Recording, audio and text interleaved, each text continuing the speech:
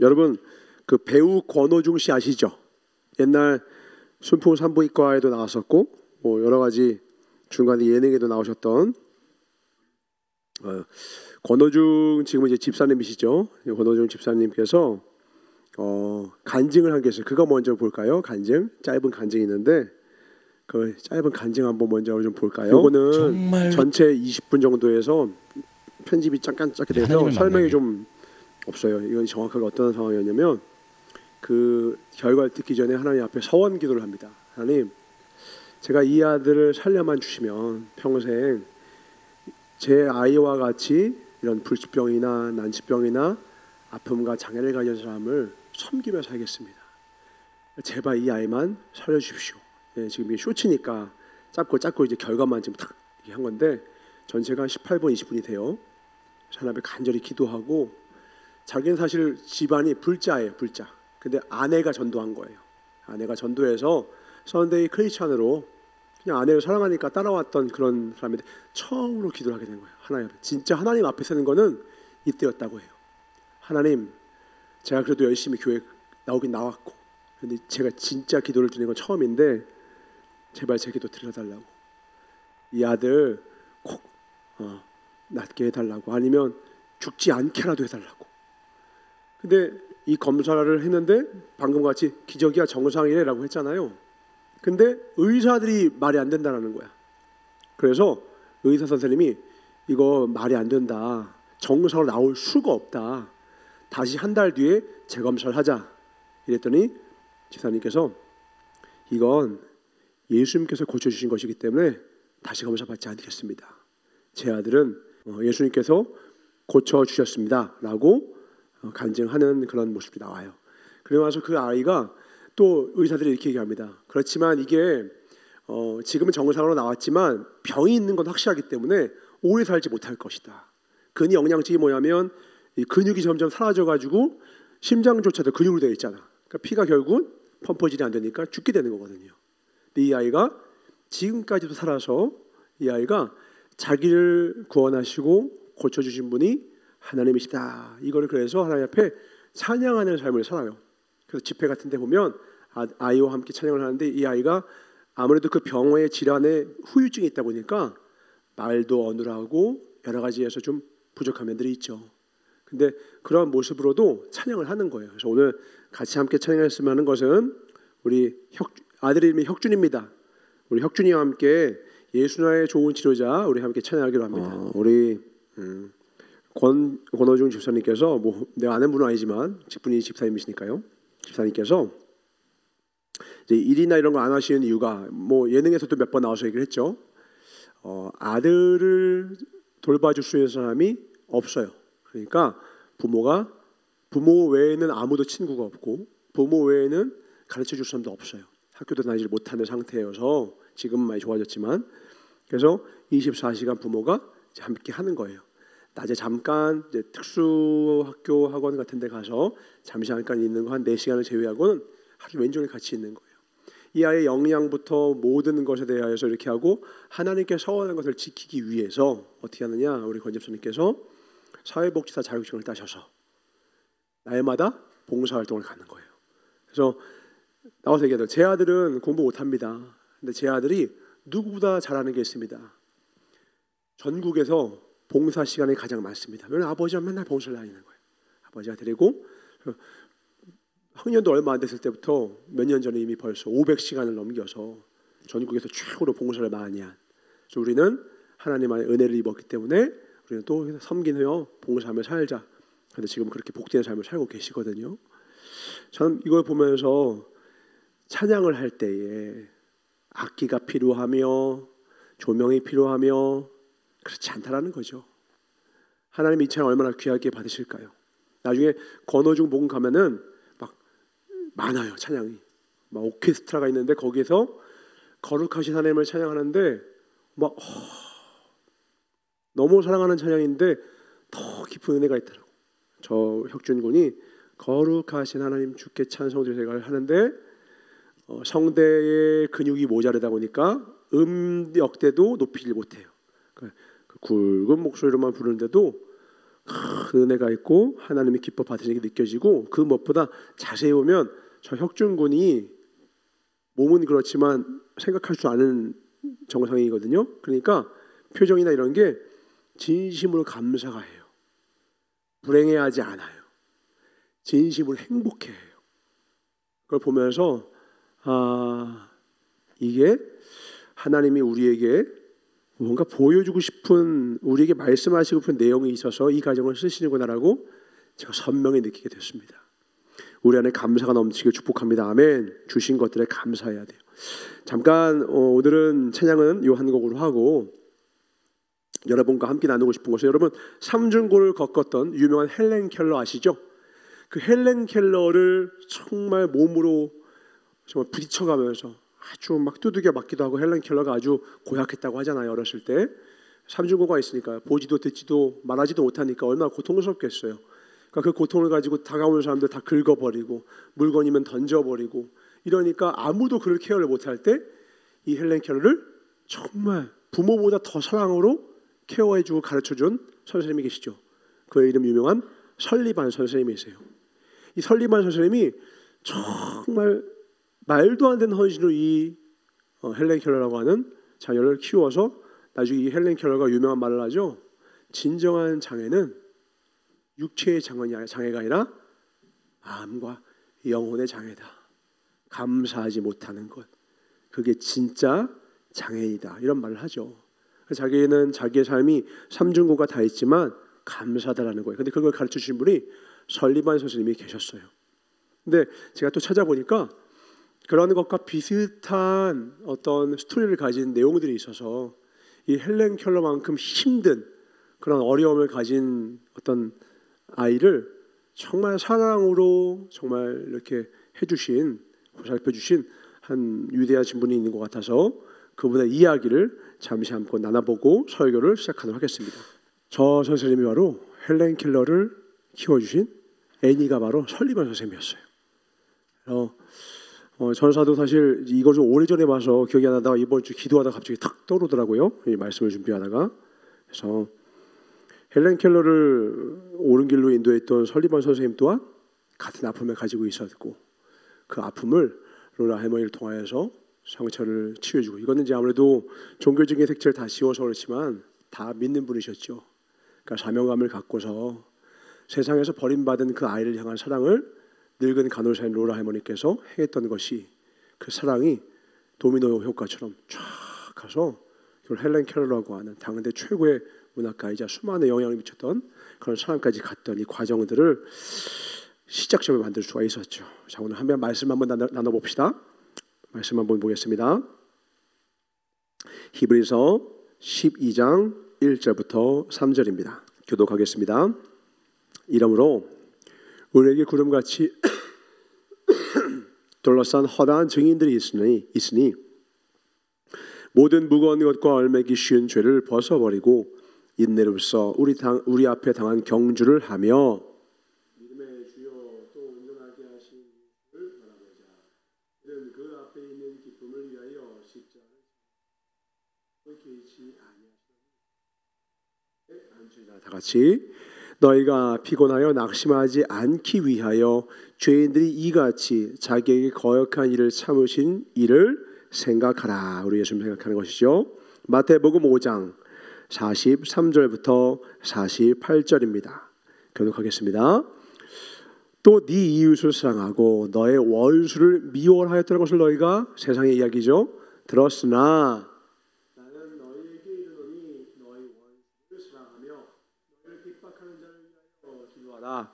이같이 한즉 하늘에 계신 너희 아버지의 아들이 되리니 이는 하나님이 그 해를 악인과 선인에게 비추시며 비를 의로운 자와 불의한 자에게 내려주심이라.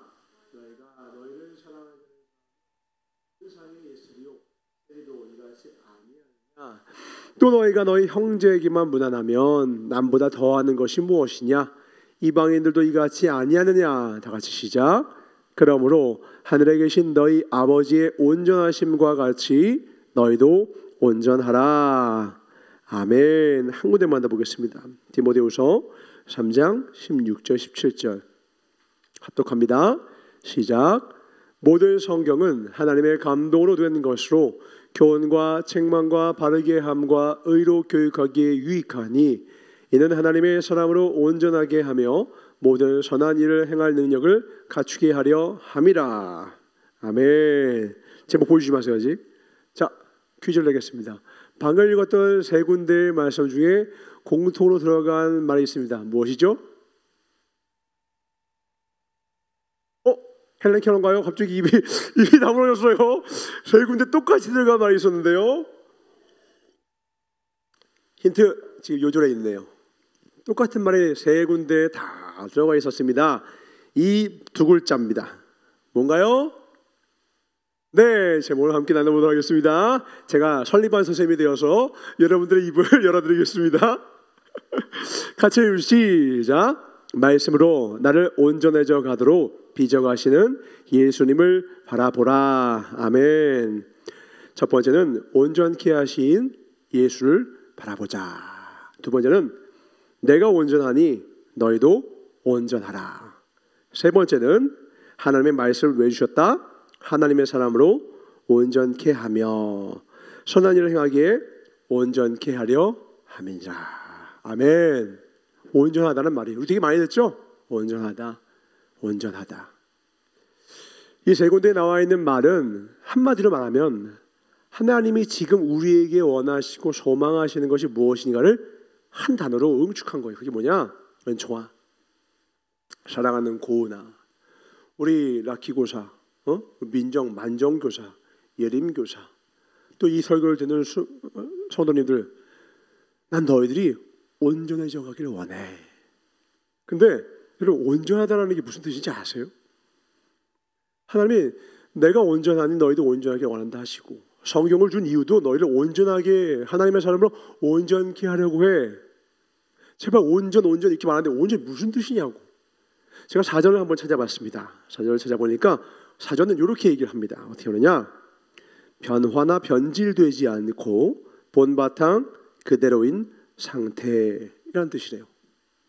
그러니까 물건이 온전해, 전쟁이 일어났는데 이 물건은 온전해라는 것은 다행히 그 공격에 의하여서 형태나 특성이, 성질이 변형되지 않고 변질되지 않고 변화되지 않고 그대로 유지하고 있는 거라는 거죠. 자, 주님이 온전해지기를 바란다 너희가 라고 말하신다는 건 무슨 뜻이에요? 한번 생각해 봅시다. 그 말은 우리가 지금 온전하다, 온전하지 않다, 온전하지 않다라는 거예요. 우리가 온전했었어요. 원래 변화되기 전에, 변질되기 전에 원 모습이 있었다고요. 그런데 우리가요, 선악과 이유로 죄가 우리의 인생에 들어온 이유로, 다른 말로 죄라고 하는 질병에 걸린 이유로 인간은 온전함을 잃어버렸어요. 변질되어 버린 거예요.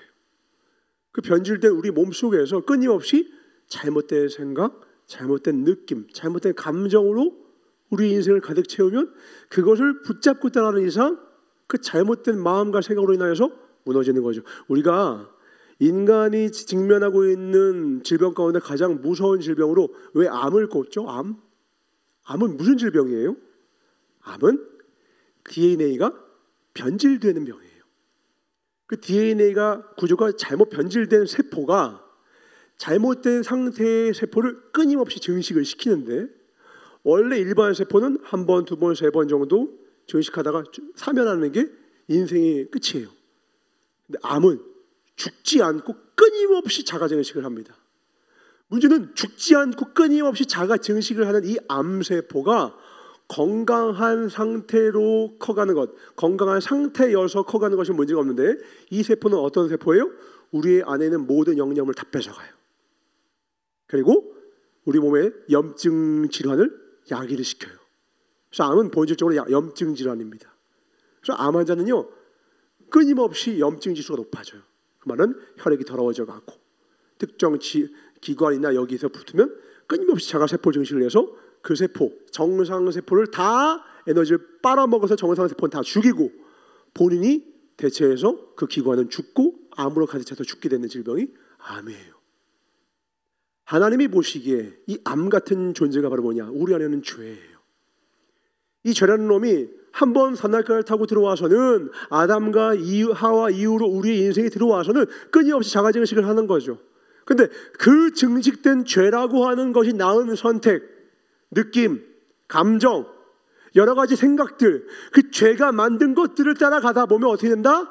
건강한 삶이 아니라 파괴적인 삶으로 갈 수밖에 없는데, 문제는 우리가 그것도 모르고 끊임없이 이 암세포를 세우는 삶을, 암세포를 증식시키는 삶을 끊임없이 살아가고 있다는 거예요.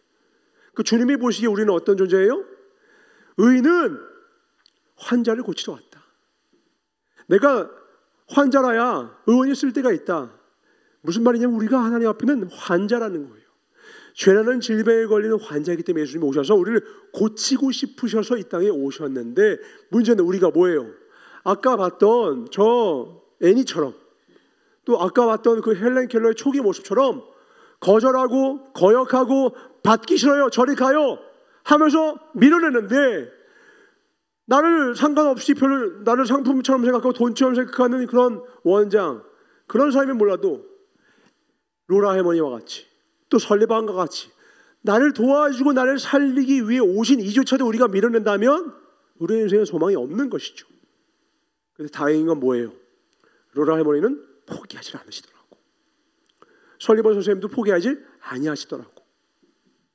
오늘 예수님께서 우리에게 말씀하시는 이유가 뭐냐면요, 바로 예수님이 우리의 설리반 선생님이세요. 예수님이 우리의 로라 할머니세요. 주님은 우리가 너는 원래 이런 조지가 아니야, 넌 원래 이렇게 미치광이처럼 사는 인생이 아니야, 너는 아무 생각 없이 사는 인생이 아니고 값어치 없는 인생이 아니야, 너의 본 모습 아름답단다, 포기해도 되는 인생은 없어 하시면서 우리를 끝까지 말씀으로, 삶으로, 때로는 하나님의 사람을 붙이셔서라도 우리 삶을 빚어가시려는 거예요. 목적은 딱 하나입니다. 뭐예요? 온전함을 회복시키는 거예요. 우리가 죄 때문에 잘못된 선택을 내리고, 죄 때문에 잘못된 그 생각과 관념과 거기에 또 들어가서 그 감정에 들어가서 절망과 낙심하면, 그게 아니라 아까 봤죠? 그 강 다리 위에서 딱 앉아 있으니까 사람들이 보기엔 가장 안타까워 보이는 사람이 막 신발도 벗어놓고 거기 몸을 던질 것 같이 보이니까, 얼굴도 근심에 차 있는 것 같기도 하고 앞이 안 보이는 것 같으니까 자살할 것 같아, 아이고 불쌍했는데 뭐래요? 제가 할 수 있는 일이 무엇인지를 생각하는 중이었어요. 맨 서두에 얘기합니다. 내게 주어진 상황에서 내가 할 수 있는 최선을 다하는 것만이 그 기적을 만들어내고, 그것이 가장 중요한 일이라고 로라 할머니가 이야기하셨다는 거죠. 복음이에요. 주님이 우리에게도 똑같은 말씀을 하시죠. 우리가 처한 상황들 다 다르지만 오늘 하나님이 설리반 선생님과 로라 할머니처럼 우리에게 말씀하시는 거예요. 사랑하는 고은아, 지금 너가 할 수 있는 최선의 행동이 무엇이니? 그것을 생각하며 살아야 된다. 사랑하는 청년들아, 은총아, 너가 지금 주어진 상황 어렵지, 낙심되지, 눈이 멀었니? 귀가 안 들리니? 앞이 보이지가 않니? 비전이 없니? 깜깜한 터널 같은 곳을 지나는 인생의 한 부분 같니? 그러나 절망하지 말고 지금 네가 할 수 있는 최선의 삶에 집중해. 그러면 하나님께서 기적을 너에게 행해 주실 거야. 그 말씀을 해 주시는 거예요. 하나님께서 우리를 온전케 하시기 위하여서 하나님이 간절히 오늘도 이 말씀과 예배로 우리에게 찾아오세요. 근데 이 온전함에 대해서 온전하지 않고 죄로 물들어서 자기 자신밖에 모르는, 나 자신만 사랑하는 이기적이고 정욕과 이런 쾌락에 정말 빠져있는 현 세대 수많은 사람들과 같이 무너지고 연약할 수밖에 없는 우리를 하나님이 온전케 하시는 궁극적인 이유가 무엇이냐? 바로 우리가 로라 할머니와 설리반 선생님과 같이 진정한 사랑을 할 수 있는 자가 되기를 원하신다는 거예요. 하나님이 생각하시는 온전함이란 무엇이냐? 바로 신약으로 말하면 초대교회를 말하고, 구약으로 말하면 에덴 동산의 모습을 말합니다. 에덴 동산 때는 어땠어요? 선악과를 먹기 전에는 아담과 하와가 날마다 하나님과 옷을 다 벗고 가장 진실한 모습을 상징합니다. 가장 진실함으로 하나님과 스스럼 없이, 왜곡됨 없이, 오해함 없이, 막힘 없이 진실함으로 교제했던 그때를 말하는 거예요. 사랑으로 완전했던 그때. 주님이 그러면서 원하시고 소망하시는 마음으로 마태복음 말씀을 우리에게 말씀하시는 겁니다. 마태복음 5장을 다시 한번 볼까요? 우리가 생각하는 사랑은 무엇이냐? 마태복음 5장을 보니까 43절에 이웃을 사랑해라. 이건 우리가 알지요. 근데 원수를 미워하라. 이건 뭐예요? 야, 걔한테 잘해주지 마. 학교 친구들이 그러죠? 야, 걔 뭐야? 걔 그렇대. 걔 저렇대. 그러면 학교에 가면요, 특히 여자들이 많이 하는 거 있죠. 이렇게 패거리를 맺습니다. 그리고서는 그 패거리가 그 중에 누구 한 명이 딱 적대되면 공유하죠. 야, 쟤 나한테 그렇게 했어. 어떻게 그럴 수가 있어? 그래서 같이 뒤돌아가고 하고 다 같이 이렇게 하면서 그 친구를 멀리하죠. 근데 이렇게 멀리만 하면 다행이게요. 진짜 미워하고요. 어떨 땐 막 치고받고 싸우게 하고, 이쪽에 칠공주파와 이쪽에 칠공주파가 싸우기도 하고, 여기에 칠공주파가 아니고 여기는 때로 한 명이면 이지매가 되는 거죠. 그런 일을 마음껏 주지를. 근데 그러면서 조금도 거리낌이 없는 게요, TV나 뉴스에도 이번에 봤습니까? 중학생이요, 초등학교 5학년인가 6학년 아이, 여자아이를 빨개 벗고 팍 때리는 걸 영상을 찍었대죠. 그래서 너 왜 그러냐 하니까 제가 제 뒷담화했어요. 제 뒷담화에서 본때를 보여주고 했어요. 그리고 하나도 양심 거리낌이 없대요. 아마 고은이는 그 정도는 아니지만 학교에서 무수히 들었을걸요. 제가 나한테 그렇게 했어. 그럼 어떻게 해요? 똑같이 갚아주는 거예요. 아니면 그 이상으로. 그게 이거예요. 세상은 어떻게 해요? 날 잘해주는 이웃, 가까운 이웃, 나랑 친교하는 맺은 이웃은 잘해줘. 그러나 원수는 미워해. 이게 세상의 말이라는 거예요. 다른 말로 하면 이게 죄가 암덩어리가 이끄는 우리 인생이에요. 이렇게 살아서 이 세상권에 살아남을 수 있는 인간이 있나요?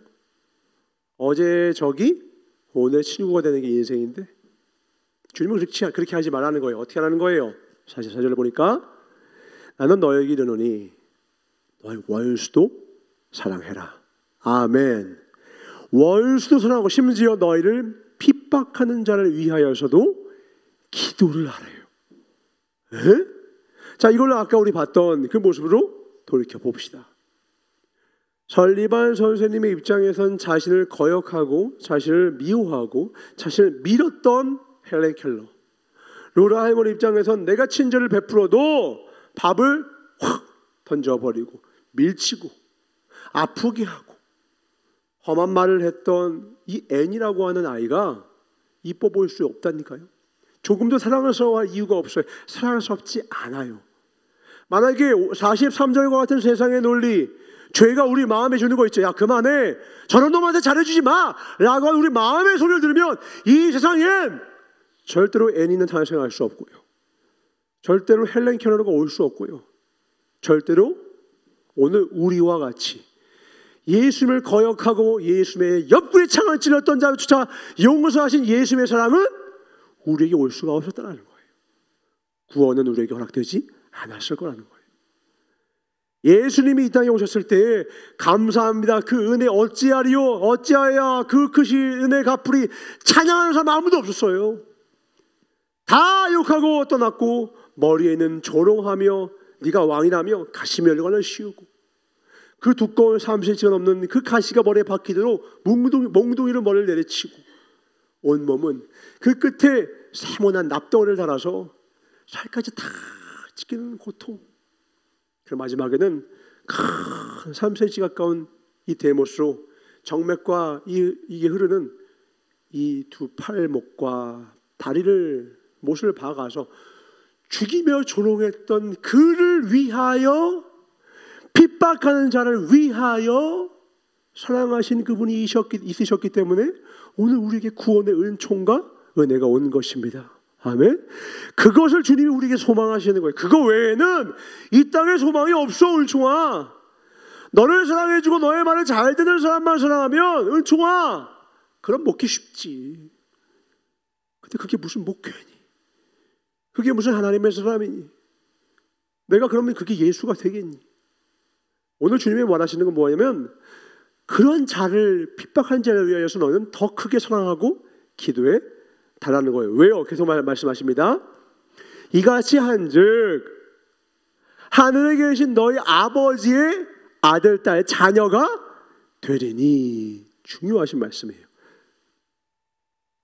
천국에 들어가기 위하여서 우리가 어떤 행동을 해야 되느냐? 돈으로 못 가고, 지식으로 못 가고, 어여뻐도 못 가고, 다 우리 예전에 노래했죠? 돈으로도 못 가요 하나님 나라, 뭘로도 못 가요 하나님 나라, 거듭나면 가는 나라 하늘나라. 거듭난다는 게 구체적으로 무슨 말이에요? 원수를 사랑하는 존재가 되는 거예요. 그런 자만이 하늘에 계신 하나님의 자녀가 된다는 거예요. 교회에 다닌다고 하여도 우리 마음속에 하나님이 들어오시고, 하나님이 들어왔다는 건 뭡니까? 하나님은 사랑이시니. 무수히 말합니다. 하나님은 사랑이 많은 분이 아니라 하나님이 사랑이시라고 했어요. 그 마음에 하나님이 들어오지 않는 이상 사람을 사랑할 수가 없지요. 그러니까 하나님이 그 마음의 주인이 된 자만이 나는 싫어, 죄로 암덩어리 같은 죄가 내 인생을 장악해서 나로 하여금 그렇게 무한증식, 죄가 무한증식 세상에 하도록 만드는 나의 모든 행태들을 나는 고칠 수 없어요. 나는 절대 사랑할 수 없는 사람이 있고요, 나는 미워할 수밖에 없는 사람이 있지요. 그건 진실이에요. 그런데 그분이 오셔요. 그리고 그분이 내가 온전한지 너희도 온전해지길 바란다면서 고쳐주세요. 왜 고쳐주신대요? 사랑하라는 거예요. 이같이 한즉 하나님이 그 해를 악인과 선인에게 비추며 비를 의로운 자와 불의한 자에게 내려주십니다. 너희가 너희를 사랑하는 자를 사랑하면 무슨 사랑이 있으요? 사랑이 있으리요? 세리도 이같이 아니하느냐? 또 너희가 너희 형제에게만 무난하면 남보다 더하는 것이 무엇이냐? 이방인도 이같이 아니하느냐? 다 같이 시작. 그러므로 하늘에 계신 너희 아버지의 온전하심과 같이 너희도 온전하라. 아멘. 하늘에 계신 너희 아버지의 온전하심이 어떤 온전하심을 말해요? 하나님을 핍박하고 예수님의 옆구리창을 찔렀던 우리조차도 사랑하신 그 사랑이 바로 온전해진 우리의 모습이라는 거예요. 그러니까 하나님은 우리를 위해서 십자가를 지시고 우리를 구원하시며 오늘까지 우리를 성경을 주시고 무수한 선지자를 보내시고 하나님께서 예배를 통하여 말씀을 주시는 궁극적인 목적이 뭐예요? 사랑을 할 수 있는 자로 우리를 만들어 가시는 거예요. 아멘. 사랑을 할 수 있고 사랑을 진짜 말이 아니라 글이 아니라 삶으로 살 수 있는 자로 만드신다는 거예요. 제가 이번 주 책자에서 재미있는 표현을 봤습니다. 예수님은 책을 쓰는 대신 교회를 만드시고 공동체를 세우셨다 이러셨어요. 이게 무슨 말이냐? 책을 쓴다는 것은 가르친다는 걸 의미하죠. 그러니까 예수님은 사랑을 말로만 하는 게 아니라는 거예요. 직접 당신은 공동체를 만드셨어요. 첫 번째 공동체가 누굽니까? 예수님의 12제자와의 공동체였죠. 근데 그 공동체가 모두가 예수님의 그 기대와 예수님의 그 소망에 그대로 부응을 했나요? 한 명은 예수님을 팔았어요. 한 명은 예수님을 배역했어요. 나머지는 배역하기도 전에 다 자기 집으로 들로산으로 도망쳤어요. 아무도 남지 않았어요. 결국 예수님이 빌라도 앞에 끌려갈 때는요, 예수님 옆에 남은 제자 아무도 없었어요. 3일 후, 돌아가신 지 3일 후 예수님 부활하셨습니다. 그리고 나서 예수님이 하신 일이 무엇이죠? 오케이, 명단, 데스노트 탁 옆에 딱 데스 있어가지고 야 썼다 죽여 이게 아니라 찾아가셔서 갈릴리에서 보자고 해라. 갈릴리 오라고 해라. 제자들이 그 얘기를 듣고서 부활하신 예수님이 갈릴리에서 보자고 했다는 말을 듣고 가슴이 숨이 멎는 것 같은 놀람을 느꼈죠. 왜죠? 갈릴리가 어디였냐면 주님이 날 부르신 곳이에요. 주님과 나랑 처음 만나셨던 그곳이에요. 우리 한번 대판을 쌓고 나면 나중에 다시 그 관계를 회복시키는 게 되게 대면대면하고 좀 그런 거 아시죠?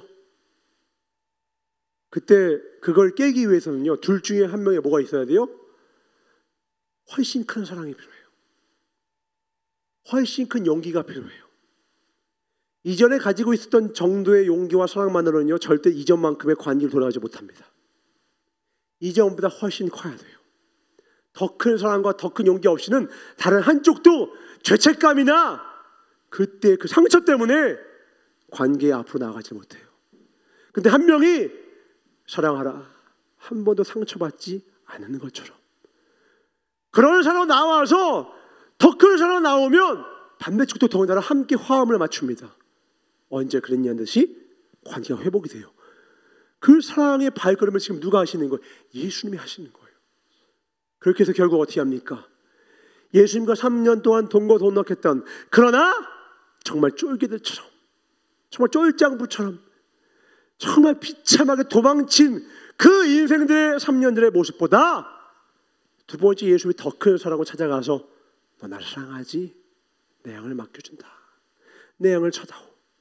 다시 제자들에게 찾아가셔서 말씀으로 그 눈을 열리시고 말씀으로 다시 그 제자들을 이렇게 세우신 이후의 제자들은 어땠나요? 주를 위하여 생명도 아낌없이 다 바치는 복된 참된 사도로 자라게 되더라는 거죠.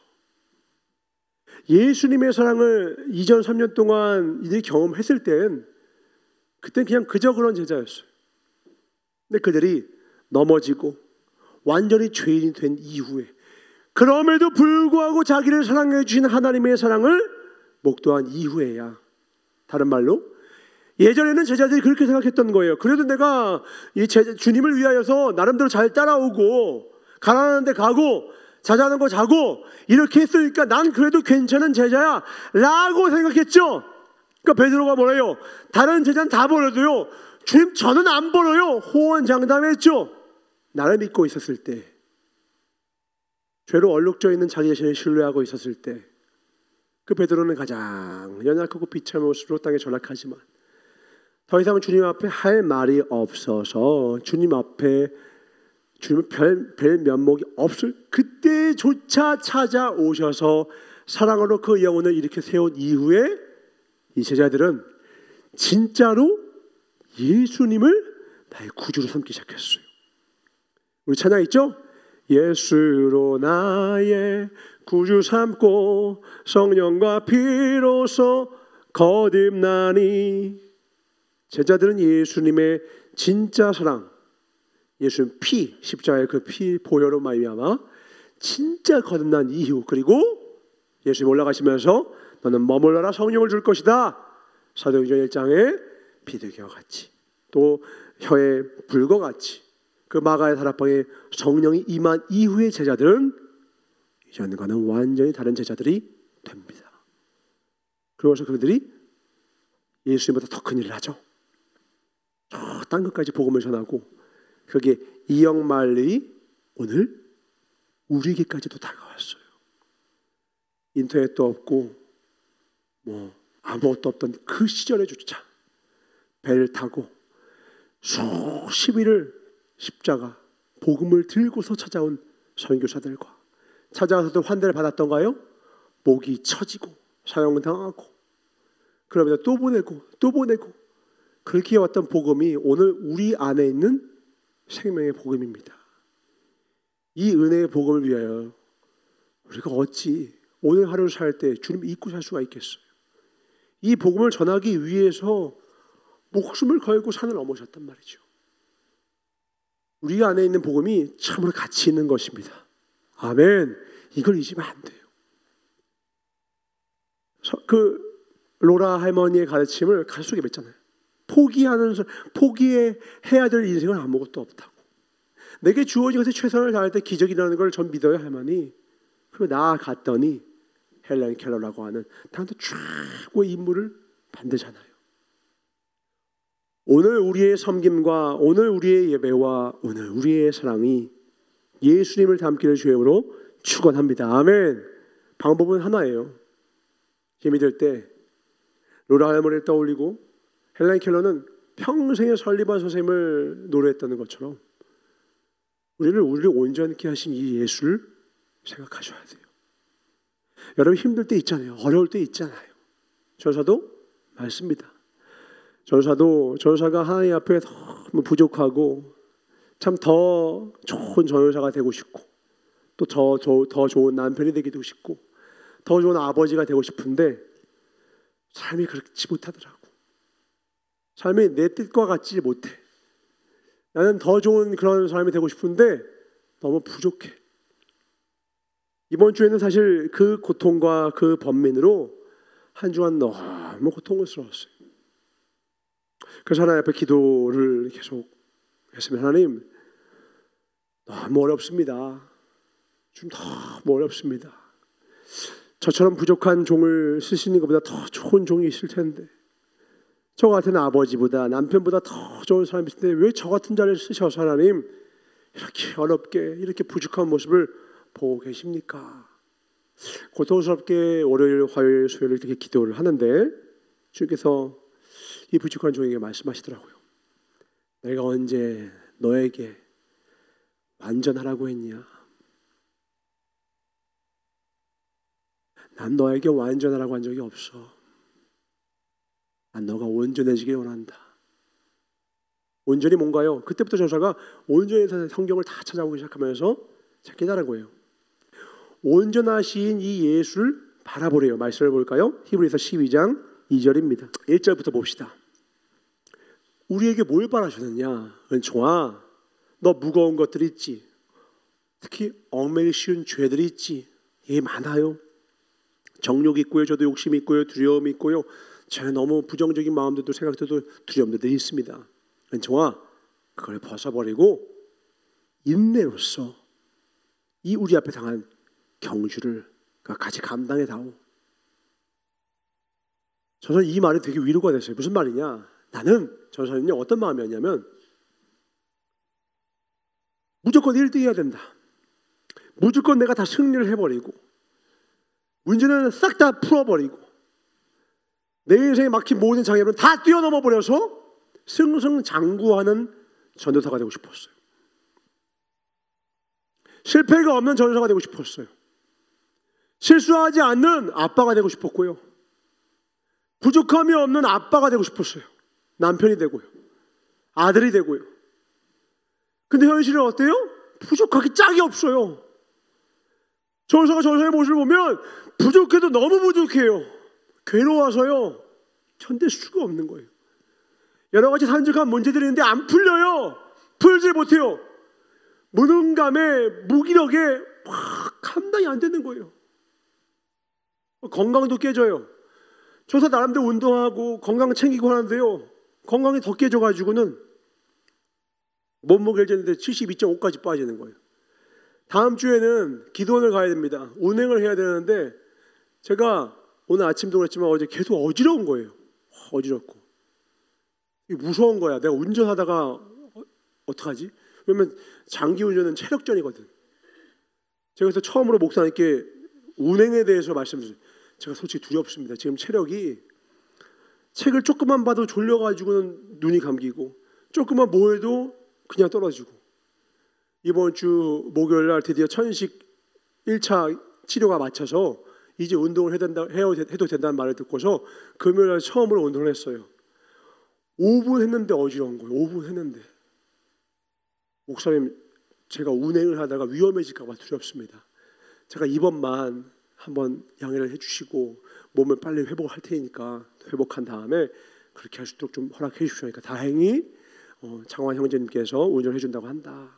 너는 무조건 집에서 쉬고 잘 먹고 잘 자라. 전사도 지금 몸을 완전히 회복시키기 위해서, 천식을 완전히 내려놓기 위해서 하루에 그냥 기침을 계속하니까 복근은 끝내줘. 그래서 복근이 생겼어. 기침을 하니까 복근이 생겼어. 나는 한 번도 윗몸을 이렇게 한 적이 없는데 할 때마다 이러니까 복근이 생긴 거야. 주님, 배는 단단해요. 근데 머리는 계속 어지럽고 막 그러니까, 아까도 오늘 오전 설교 전사가 조용히 설교를 했죠. 어지러운 거야. 준서가 안 와서 내가 좀 다행이다 했어요. 준서가 그러더라고요. 엄마한테 그랬대요. 엄마, 우리 이은총 전사님은 다른 건 모르겠고 진짜 간절하게 설교하셔. 진짜 간절하게 설교하셔. 그래서 그 말씀을 안 들으면 안 될 것 같아. 막 목이 터져라 하시는데 진짜 간절하셔. 그런 말을 막 하다가 그 조그만 놈이 그 간절하면 안다는 게 얼마나 기특합니까. 근데 그 말을 듣다가 감사하게도 제가 그때 여기에서 그 24주년 때 예배했죠. 그때도 전사가 또 간절하게 하니까 어머님이, 준서야, 네가 무슨 말을 했는지를 알았다. 네가 무슨 말인지 알겠다. 전사 그 소리하고 또 일주일 동안 몸 좀 알았잖아요. 몸 잘 났잖아요. 그러니까 왜냐면 몸이 지금 회복이 안 된 상태거든요. 그런데 하나님은 위로 주시는 게 뭔지 아십니까? 사실 그 준서 어머니께서 교회를 떠나려고 하셨어요. 이전에도 안 왔다가 방금 온 거잖아요. 이분이 부정교회 다니시다가 지금 우리 정우도 부정교회에서 왔죠. 다시 부정교회랑 우리 무슨 연이 있나 보죠. 부정교회 다니시다가 이리 왔는데 어머님이 마음이 정을 못 붙이시는 거예요. 어디다가. 근데 그날 하나님의 은혜 가운데 새벽에 갑자기 시키신 그 설교를 통하여서 이 어머님이 예수님의 사랑을 깨달았다는 거예요. 자기는 죄인 중에 최악의 엄마고 최악의 성도인데 나 같은 자를 끝까지 사랑하시는 예수님의 사랑을 자기는 이제야 깨달았다는 거예요. 제가 옆에서 들었어요. 울면서 전화하시더라고. 사모님 죄송해요. 그동안 저 때문에 고생 많으셨죠. 제가 이제는 주일 예배 빼먹지 않고 11조도 하고 이렇게 할게요. 그리고 옆에서 막 어머니도 같이 우시고 막 나도 옆에서 같이 뭔지도 모르다가 듣고서 나도 울고. 제가 울었던 건 뭐냐면 전사의 마음속에 왜 하나님은 나같이 부족한 전사를 쓰시지라는 마음이 늘 있었거든요. 내가 더 좋은 전사가 되어서 여러분들에게 더 이렇게 힘이 되어주고 싶고 더 이렇게 해주고 싶은 마음이 있는데 전사는 늘 부족하거든요. 그걸 해주지 못하는 전사여서 전사는 늘 마음에 좀 괴로움이 있거든요. 근데 그런 전사의 부족한 설교를 통해서라도 예수님의 사랑을 깨닫는 분이 자그마치 나 2명이나 계셔. 2명. 내가 거기서 그 얘기를 듣고 사람이 무너져서 이사하는 현장에서 그 얘기를 듣고서 구석에서 울었어요. 하나님, 저 같은 사람도 써주시니 감사합니다. 전 그저 하나님의 복음을 전했을 뿐인데 2명의 영혼이라도 주님의 말씀을 듣고 주님의 사랑을 깨닫다고 하니 그래도 저 아까 똑같은 거 아니에요. 저 주님께 그래도 쓸모 있는 아들인 거죠. 그 마음을 주시더라고요. 그대로 전사가 또 한 주 더, 또 한 주 더, 그렇게 해서 전사가 지금까지도 오늘도 단위에 설 수 있는 그 마음을 주시더라고요. 전사가 여기에 서 있는 것은요 다른 게 아니라 포기하지 않고 전사를 온전히 세워주시려고 하는 하나님을 바라보기 때문에 그래요. 그분은 포기하지 않으시더라고요. 이렇게 부족한 전사들도 포기하지 않고 써주시더라고. 전사가 너무 연약해서 전사도 막 좌절악담을 할 때가 있거든요. 너무 괴로우니까. 근데 그때도 위로해 주시고 세워주시더라고요. 그러면서 주님이 그러시는 거예요. 난 너한테 완전한 전사가 되는 적이 없어. 난 너가 온전해지길 바란단다. 그럼 온전해지는 것이 무엇입니까? 물으니 주님이 첫 번째는 오늘 말씀과 같이 너가 사랑하잖아. 너가 영혼들을 사랑하고 있지 않니? 그러니까 주님이 너무 감사한 게 뭐냐면 예를 들어서 믿음의 주여 온전케 하신 이인 예수를 닮아라 이랬으면 나는 솔직히 할 말이 없어. 난 아직 예수를 다 닮지 못했거든. 근데 주님이 뭐라고 해요? 바라보기만 하래요. 그거면 된대요. 전사는 아마 평생 동안 힘을 다해도 예수님의 예자도 닮지 못할 거야. 다 온 힘을 다해도. 근데 주님이 뭐라면 나를 향해서 오기만 해달래요. 오늘 여러분의 삶을 통해서 똑같이 말씀하시는 게 뭐냐면 여러분이 완벽한 성화와 거룩해지고 성숙해지는 것을 이 땅에서 이룰 수가 없다라는 거예요. 주님이 바라시는 건 딱 하나래요. 고은아, 다른 게 아니야. 너 가끔 주영이 아주 그냥 밉살스러울 때가 있지? 알아. 저도 밖에 나가서는 그렇지만 집에서는 폭로해버릴까 보다. 내부 기밀 누설자입니다. 하면서 상을 소문 딱 해서 이겁니다. 진실입니다. 하면서 진실의 방으로 그러고 싶죠. 주님이 뭐라고 하냐? 아신다는 거예요.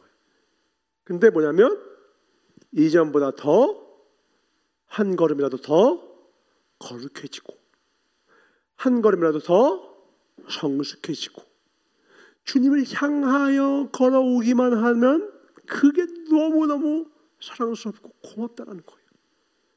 오늘 우리를 그래서 여전히 사랑스럽고 기쁨의 미소를 만면에 띄우시면서 우리를 바라보고 계십니다. 아멘. 그걸 여러분 꼭 마음속에 담아두세요. 우리의 삶을 보면 사랑스러운 게 없는 것 같죠. 근데 주님이 우리를 사랑스러워 하시면 우리가 생각하는 우리의 기준이 아니에요. 이 정도의 거룩함, 이 정도의 성취와 성공, 이 정도의 모습, 이 정도의 거룩함. 내 삶을 보면 여전히 죄가 점철되어 있고 나는 아직 미숙함이 많은데, 성숙하다고 말하기엔 부족한데, 근데 만약에 여러분 안에 그렇지만 그렇기 때문에 예수님 절 붙잡아 주세요 라고 진심으로 기도하며 주님과 오늘도 그 걸음을 걷고 있다면 주님은 여러분을 기뻐하십니다. 여러분을 기뻐하세요. 그 삶을 원하신다는 거예요. 오늘 우리 삶이 결정이 나는 것 같고 심판자의 눈으로 봤을 때는 부족함이 많아서 어이쿠 할 것 같죠. 근데 주님 그거 보시는 거 아니래요. 어제보다 오늘 더, 오늘보다 내일 더 주님을 바라보며 주님을 따라가고 피곤하여 낙심치 않기 위해 죄인들이 같이 자기에게 거역한 일을 참으신 자. 그분은요, 우리가 아직 부족해서 주님을 거역하고 있는 우리를 참으세요. 여전히 참고요. 그 와중에 그래도 주님 하면서 오늘 이렇게 예배에 나오고, 부족한데도 교사로 하나님 앞에 자막으로 컴퓨터로 이 모습 저 모양으로 주의를 하고자 아둥바둥하는 우리의 모습을, 그 몸부림을 기뻐 받으신다는 거예요. 아멘. 그걸 기뻐하신다는 그거를 오늘 이 중심으로 주님 앞에 나아갑시다. 아멘. 이거 원하세요. 이거 완전하지 않아도 돼요. 그러나 온전해져 가면 돼요. 온전은 완전이 아니에요. 우리의 본래의 모습으로 회복되어 가는 그 모든 과정이 온전해져 가는 거거든요. 오늘 내 안에 있는 것, 아직 다 버리지 못하는 그 죄악, 남은 죄악마저도 뿌리치는 이 과정마저도 주님은 사랑할 수 없다는 거예요.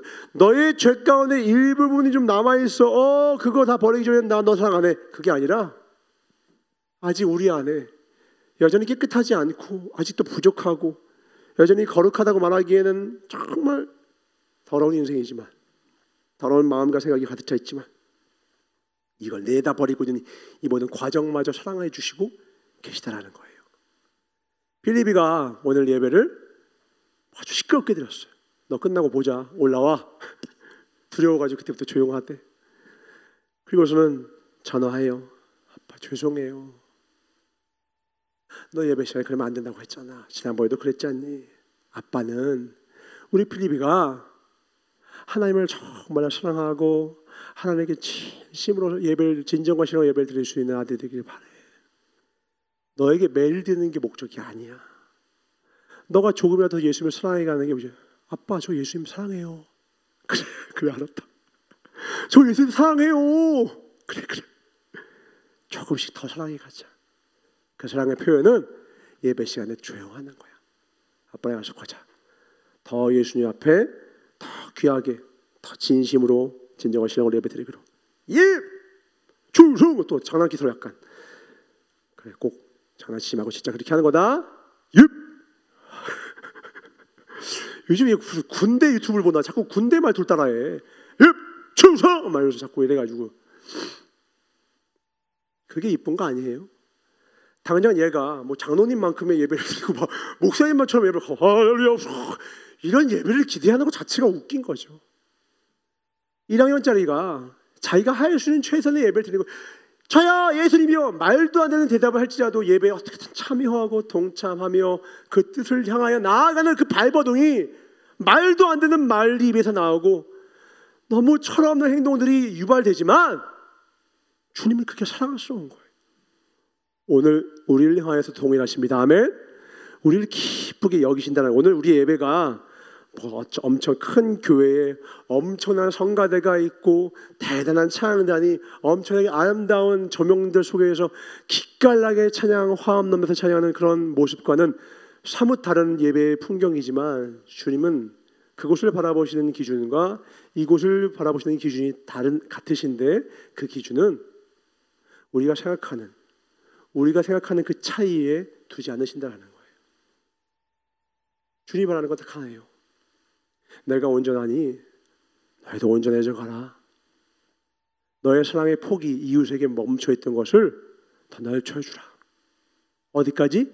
지금 어려운 거 아는데 원수조차 사랑할 때까지. 지금 못하는데요? 알아. 괜찮아. 아직은 저 사람 저 주영이 사랑하기 힘들어. 괜찮아. 근데 거기까지 가고자 노력하는 그것만큼은 잊지 말라는 거예요. 지난주에 깜짝 놀랐습니다. 고은이한테 전화해라. 차단했어요. 왜? 누나가? 아니요, 제가요. 주영이도 차단을 받더라고요. 둘이 너무너무 사랑하고 있지만 누구냐?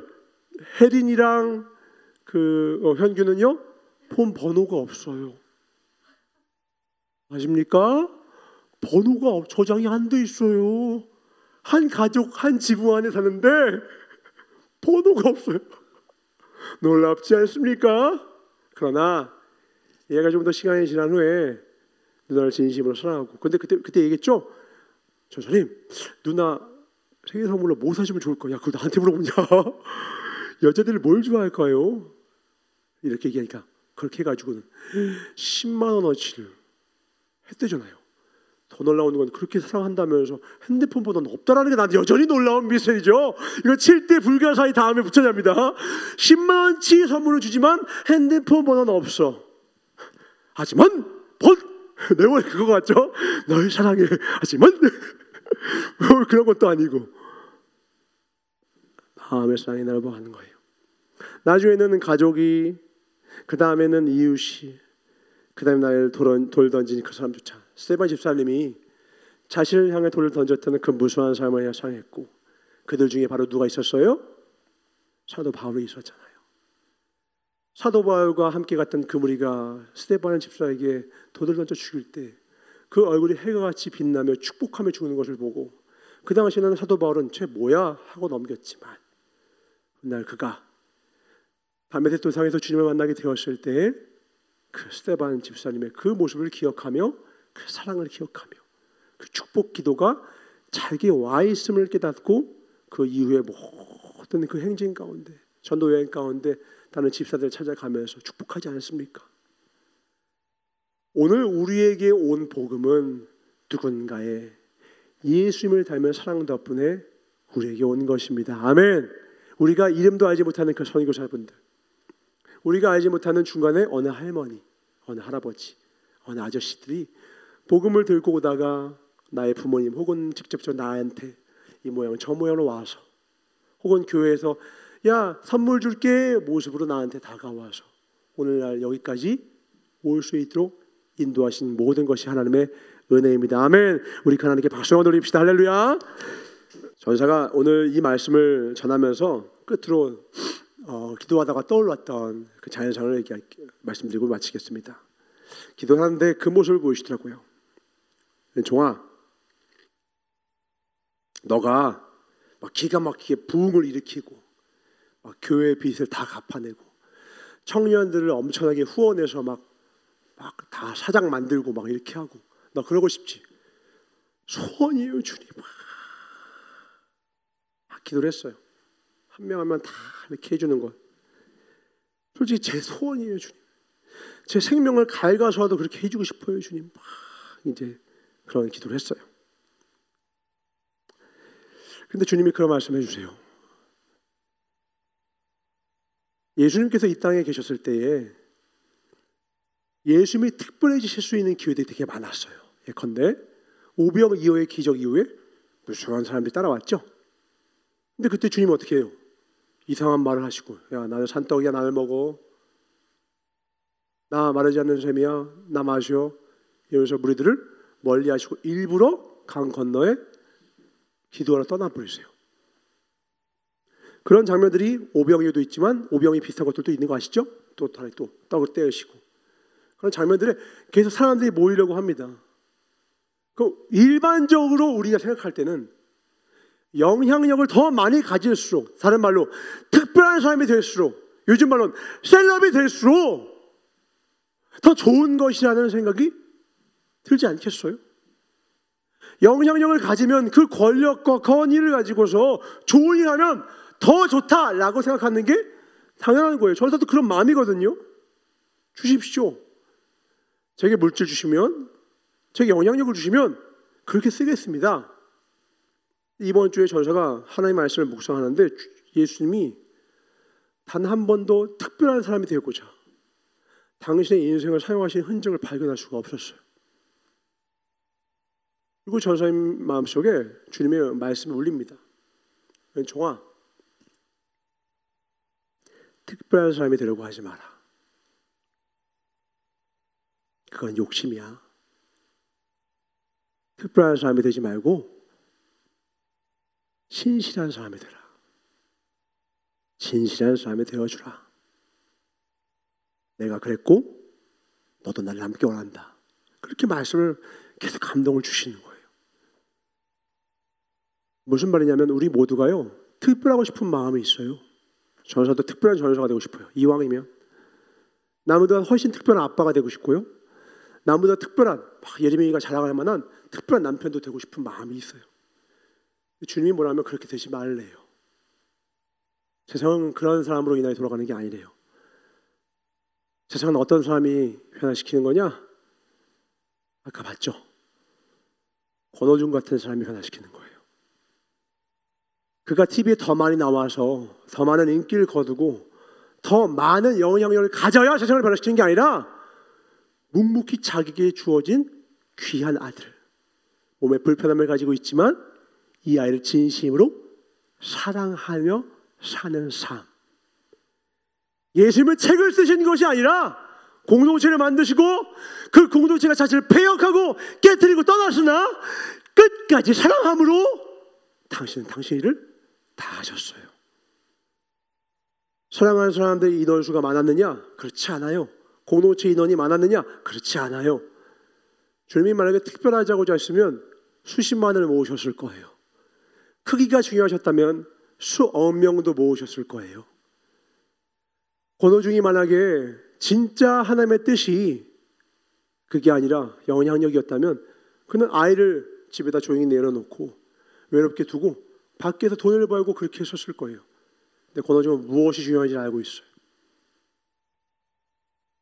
오늘 우리의 삶에 무엇이 중요한지를 아는 눈이 열리길 주의로 축원합니다. 예배 시간에 뭐가 중요한지를 깨닫는 눈이 생기길 주의로 축원합니다.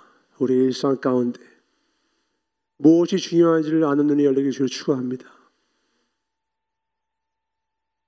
우리도 모르게 특별하고 싶어요.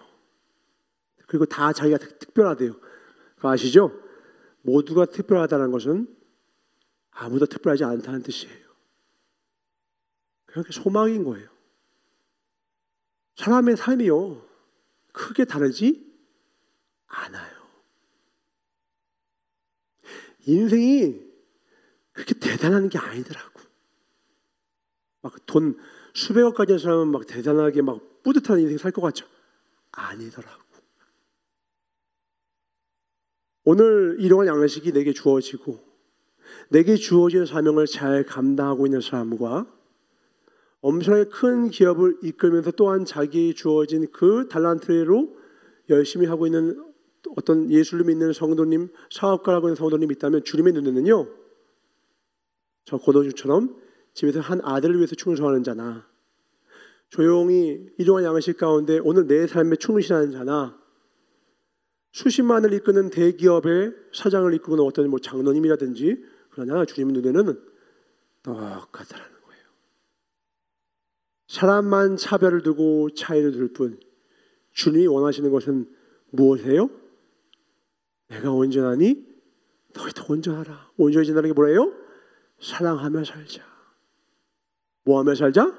사랑하며 살자. 기업가가 하청업체를 쥐어 짜가지고 이윤을 한다면 그 사람이 아무리 위대한 사업가가 돼도 주님은 그에게 물어보실 거예요. 권오중이 아무리 돈이 많아지고 유명세를 얻어도 만약에 아들을 제대로 사랑하지 않으면 주님은 물으실 거예요. 오늘 우리의 삶도 똑같아요. 우리의 삶에 세상이 볼만한 것은요 키우려고 하지도 마시고요 거기서 관심도 두지 마세요. 하나님이 오늘 우리에게 요구하시는 건 하나예요. 사랑해라. 사랑해라. 끝까지 사랑해라. 내가 온전한 것 같이 너희도 사랑해라. 사랑할 수 있는 성품으로 너 자신의 내면을 회복시켜 가려. 말세에 고통하는 때가 이르르니 모두가 자기를 사랑해요. 자기만 사랑해요. 근데 너는 너를 찌르고 핍박하는 자조차도 사랑해 줄 수 있니? 물으시는 거예요. 이게 주님이 오늘 우리에게 가장 원하시는 거예요. 특별해지고 싶은 마음 가운데 허영시 우리 안에서 꼬리를 틀고 보금자를 틀어서 잘하고 자라 자기 우리의 인생을 어느 순간 망가뜨리고 남에게 보이는 가시적인 인생을 살다가 인생 말미에 진정한 사랑은 단 한 번도 해보지 못한 남의 눈이나 두려워했던 그런 비참하고 텅 빈 허무한 인생이 아니라 세상에서는 무명한 자나 주님은 저는 사랑의 뜨거운 자였소라고 기억한 바 되는 복된 인생이 되자고요. 아멘. 그런 인생이 되게 축복해요. 여러분 부모님 사랑하셔야 돼요.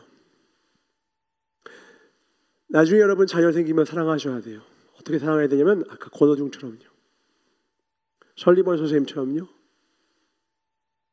로나 할머니처럼요, 핍박하는 자를 향하여 끝없는 사랑을 뱉던 예수님처럼요. 이 사랑의 공통점은 뭐였어요? 조건이 없어요. 나한테 뭘 해줘서가 아니에요. 그럼에도 불구하고 사랑하고 그리 아니하실지라도 사랑하는 거예요. 그냥 사랑하는 거예요. 사랑의 근거는요, 우리 안에 내주하시는 하나님 그것뿐입니다. 다른 대단한 명분, 다른 대단한 말씀 없어요. 딱 하나예요. 그냥 사랑하라 하셔서 사랑하는 것입니다. 사랑하라 하셔서 사랑하는 것입니다. 설득 없어요. 동기부여 없어요. 사랑하라 하셔서 날 그렇게 사랑해 주셔서 그 사랑 덕분에 여기 왔음을 깨달았기에 나 또한 그 사랑을 드리는 것 뿐입니다. 사막의 꽃을 피웁시다. 아멘. 불가능해 보이는 사랑을 이루어 갑시다. 사랑할 수 없는 곳에서 사랑을 하자고요.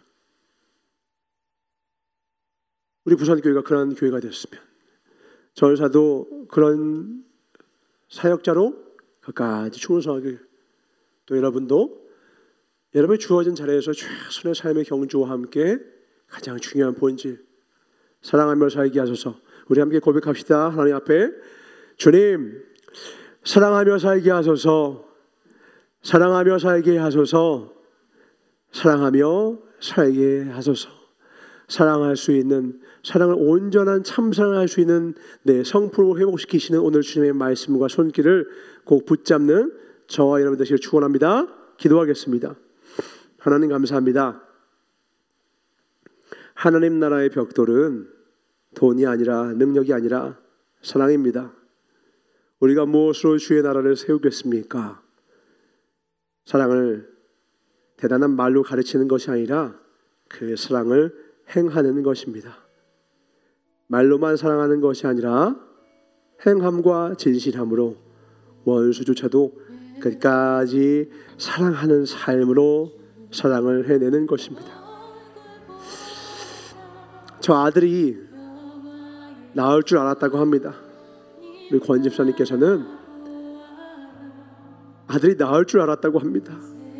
그래서 낳지 않은 아이를 보며 너무너무 고통스러우셨다고 합니다. 그러나 지금은 말씀하십니다. 이 아이뿐만 아니라 나도 언젠가 주님 품 안에 안길 텐데, 내게 주어진 시간이 많지가 않고 이 아이를 사랑할 수 있는 시간이 많지가 않은데, 내가 돈을 더 많이 버는 것보다 이 아이를 더 많이 사랑할 수 있는 시간을 확보하자. 내 아내를 더 사랑할 수 있는 시간을 더 확보하자. 하나님의 사랑을 실천할 수 있는 봉사의 시간을 더 많이 확보하자. 그리고 그러한 삶을 오늘도 살아가고 계십니다.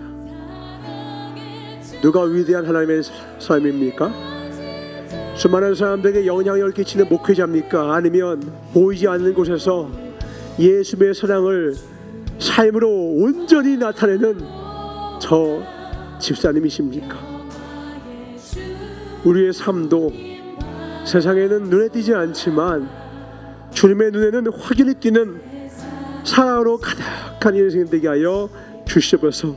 맡겨진 영혼들, 우리 함께하는 동역자들, 우리에게 맡겨진 모든 사명들, 영혼들, 그 누구보다 하나님을 뜨겁게 사랑하는 우리 복된 사랑의 삶이 되게 하여 주시옵소서.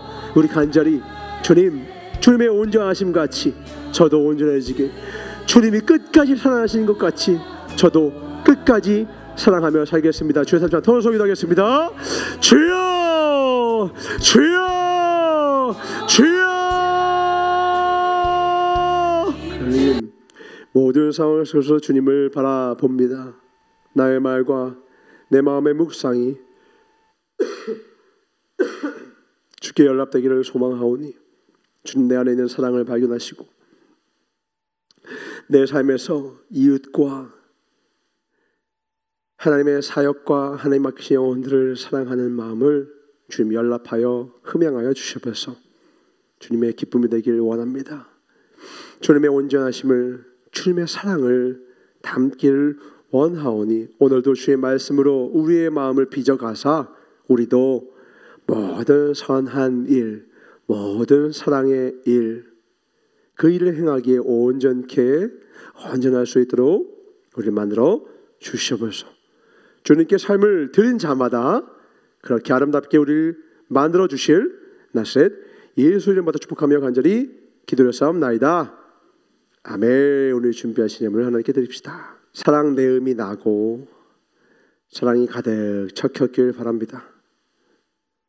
오늘 전사한테 편지를 이렇게 써주었어요. 아직 다 읽지를 못했는데 그곳에 사랑이 적혀 있을 거예요. 분명히 그런 사랑의 마음들이 적혀 있겠죠. 그러니까 제가 그 편지를 보면서 읽기도 전부터 벌써 마음이 따뜻하고 너무 감사한 마음인 거예요. 근데 만약에 딱 했더니 빚 갚으세요. 딱 했더니 세금 체납하셨어요. 이러면은 내가 얼마나 괴롭겠어. 우리가 세상을 향하여서 자꾸 이러라 저러라 말하기 전에 우리가 사랑을 전할 수 있길 바라요. 우리가 예수님의 편지거든. 내가 말하는 걸 듣고 그들은 예수님을 발견할 거고요. 내가 말하는 걸 듣고 예수님을 만날 거예요. 우리 주님을 꼭 나타냅시다. 그래서 요즘 드는 느낌이에요. 점점 전사가 요즘 많이 감사한 마음들이 많긴 한데 막 건강도 막 처지니까 더 그렇긴 한데 요즘도 그런 마음이 들어요. 여러분들 꼭 지난주부터 결을 같이 하는 말인데 일상에서 행복을 발견할 수 있어야 돼요. 일상에서 행복할 줄 모르는 사람은요 우주 여행 가도 행복하기 어려워요. 일상에서 행복하기 어려운 사람들이 뭘 찾는 거예요? 자극적인 걸 찾는 거예요. 새로운 걸 찾는 거거든요. 그 말은 뭐냐면 역치가 높아졌다는 거예요. 역치가 높아졌다는 거 뭐예요? 예를 들어서 자꾸 짜게 먹어. 그럼 남는 건 뭐예요? 고혈압이에요. 남는 건 죽는 거예요. 역치가 높아지면 변태가 되는 거예요. 역치가 높아지면 안 됩니다. 전사가 이번 주에 연애 유튜브 하나 봤는데 너무 많이 연애하는 사람 만나지 말라는 이유 중에 희한한 이유를 그 사람이 말해주더라고. 그게 뭔지 알아요? 예를 들어서 여자는 되게 연애를 별로 많이 안 했어. 되게 순수하게 컸어. 자랐다는 말은 좀 표현하다. 그렇게 인생을 살아왔어. 근데 예를 들어서 남자가 아주 연애를 많이 한 남자야. 세상에서 말하는 거 세상. 그럼 100% 이 남자는 세상에서 연애하는 동안 여자와 잠재를 많이 했을 거라는 거예요. 그럼 어떻게 되느냐? 결혼한 다음에 남자가요 변태적인 성행위를 요구하게 될 수밖에 없대요. 왜냐면 일반적인 잠자리가 만족이 안 되는 거야. 그런데 어떻게 여자는 자기는 별로 그런 경험이 없거든. 그러니까 한 번의 고역이야. 그래서 그걸 누가 상담으로 해왔더라고. 저희 남편이 자꾸 잠자리에서 이상한 걸 요구합니다. 막 이상한 걸 요구하면 돼지 발정제를 먹어보자고 하질 않나. 실제 이해해와요. 남편이 돼지 발전지 한번 먹어보지. 미친 거 아니에요? 근데 그런 사람이 왜 생겼냐? 이제 정신분석학자가 나와서 상담을 해주더라고요. 이 남자는 20대 때 연애를 진짜 수없이 말도 안 되는 연애를 해봤다는 거예요. 그러니까 이제는 그냥 잠자리가 만족이 안 되고 그런 걸로는 성적 흥분이 되지 않는다라는 거예요. 그래서 제가 부탁입니다. 끼리끼리 좀 만나십시오. 변태들은 변태들끼리 만나시고 좀 착한 사람은 착한 사람끼리 만나시고 이런 얘기를 해요. 제가 그러면서 더 느끼는 거야. 진짜 재미있게 살려면 일부러 좀 재미없게 살 필요가 있다고. 절제해야 돼. 결혼생활 행복하게 하고 싶은 사람은 연애를 절제해야 돼요. 그래서 연애를 결혼생활과 함께 진짜 연애를 시작할 수 있어야 돼요. 그러면 진짜 행복해요. 입맛이 좋아지려면 어떻게 하면 돼요? 다이어트 하시면 돼요. 일주일이면요 그냥 별거 아닌 거 먹어도 와우 머리에서 종소리 납니다. 뭔가 영화나 이런 거를 이 세상에서 제일 재미없게 보는 사람이 누군지 아시죠? 누구야? 영화 평론가들. 영화 평론가는 앞에 10분만 보면 뒤가 다 그려져. 10개면 10개 영화가 다 그렇대. 그러다가 한 10년에 3년에 한두 편 자기 뒤통수 하나 깰 때 그때 희열을 느끼고 그때 영화의 재미를 발견하는데 그거 외에는 하루 종일 그냥 의무적으로 보는 거래. 재미가 또 이렇게 했네. 저거 저렇게 했네. 이제까지 이렇게 했네. 감흥이 없대. 매일 영화 보니까. 오랜만에 영화 봐봐. 기가 막히죠. 요즘 넷플릭스를 많이 보면 어떻게 돼요? 넷플릭스에 많이 본 사람 말 특징이 뭐야? 넷플릭스에 볼 게 없다! 왜 볼 게 없어? 역치가 높아진 거지. 너무 많이 봐버려서 미안하지만 재미를 느낄 수 없는 상태로 망가지신 거예요. 당분간 미디어 금식하셔야 돼. 그럼 다시 갑자기 넷플릭스가 재밌어지는 거고 갑자기 재미도 없던 것도 재미있어져요. 그건 넷플릭스가 잘못한 게 아니야. 넷플릭스 욕하지 마. OTT 잘못이 아니라 다 내 탓인 거예요. 절제는 삶의 지혜예요. 여러분 삶 가운데 감사가 회복되려면 인스타 끊으세요. 이상한 거 보지 마. 비교될 만한 거 보지 마. 그리고 내 삶에 내 주어진 삶에 주목해요. 아까 애나는 그 굴다리에 앉아서 내가 할 수 있는 뭔가를 생각하잖아요. 왜? 앞이 안 보여. 비교할 대상이 없다고. 애나는 비교할 대상이 없어. 자기 인생 그 어둡지만 자기 인생밖에 없어. 보이는 게. 근데 거기 가면 눈 떠 있는 그 사람은 의사하고 이런 것이 많은데 자기의 희망이 없다고 얘기를 하잖아요. 오히려 애나를 통해 삶의 희망을 깨닫게 되잖아요. 우리는 너무 많은 걸 봐서 문제예요. 너무 많은 걸 들어서 문제고요. 너무 많이 알아서 문제예요. 너무 많은 걸 생각해서 문제예요. 생각할 것만큼만 생각하시고요. 볼 것만 보고 들을 것만 들어도 삶은 충분히 행복합니다. 들어야 할 건 주의 말씀이요.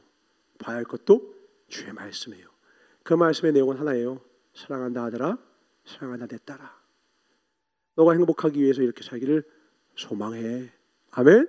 우리 그렇게 살아갑시다. 하나님 감사합니다. 평생에 그러한 삶을 살게 하셔서 원수를 사랑하시는 말씀은 힘든 데 시키는 것이 아니라 억지로 시키는 것이 아니라 그 삶이 가장 복되고 가장 행복한 삶이기 때문에 그렇습니다. 그런 사랑을 할 수 있는 자로 그런 성품을 우리를 자라게 하셨을 때에만 하나님의 나라가 우리를 통하여 놀라운 그 축복과 행복의 물결이 온 열방에 물이 바다다 부음같이 이전할 것이기 때문에 그렇습니다. 예수를 전하기 전에 사랑을 전케 하시었고 사랑을 전한 이후에 내가 예수의 편지라고 만방에 선포할 수 있도록 축복하여 주셔서 우리 인생 아직 완성되지 않았지만 완전하지 않지만 어제보다 오늘도 주님을 사랑할 것이고 오늘보단 내일도 주님을 사랑할 것입니다. 그거면 됐습니다. 더 나은 내가 있다는 것을 생각하고 더 나은 선택이 있다는 것을 의식하고 더 나은 하나님의 뜻에 순종하기 위해 우리 몸부림쳐 나가는 하나님의 자녀들 되게 하여 주셔서 때로 실수하고 넘어져도 괜찮다고 여전히 사랑하신다고 말씀하시는 주님 앞에 이제 더욱더 주님을 닮기를, 온전해지기를, 사랑하는 자로 성장하기를 원하오니 축복하시사 주님 닮은, 완전히 주님을 닮은 하늘의 주님의 자녀라 일컬음을 받는 우리 모두가 되게 하여 주시옵소서. 감사하고 주께 영광 돌리며 이 인생의 여행이 마쳐진 이후에 우리의 시민권이 있는 하늘나라, 우리의 고향 천국에 들어갔을 때 남김없이 사랑에 충만한 삶을 살아 멸관 꼭 하나씩 받고 칭찬받는 우리 모두가 될 수 있도록 축복하여 주시옵소서. 감사하고 주께 영광 돌리며 시작도 사랑, 끝도 사랑, 중간에 있는 모든 내용도 주님의 사랑으로 가득가득 채우기 원하시는 나사렛 예수 이름 받아 축복하며 간절히 기도하옵나이다. 아멘. 주기도 마치옵나니 하늘에 계신 하나님 마옵시며 시간에서 이주고 같이 땅에서도 이루어지이다.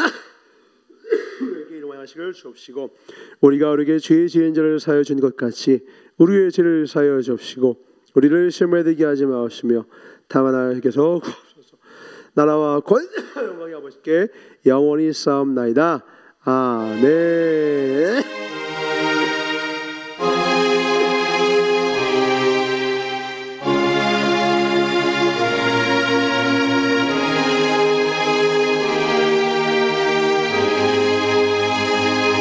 삶의 사랑과 행복으로 채우시는 하나님께 박수 드리겠습니다. 하나님 감사합니다. 하나님 감사합니다.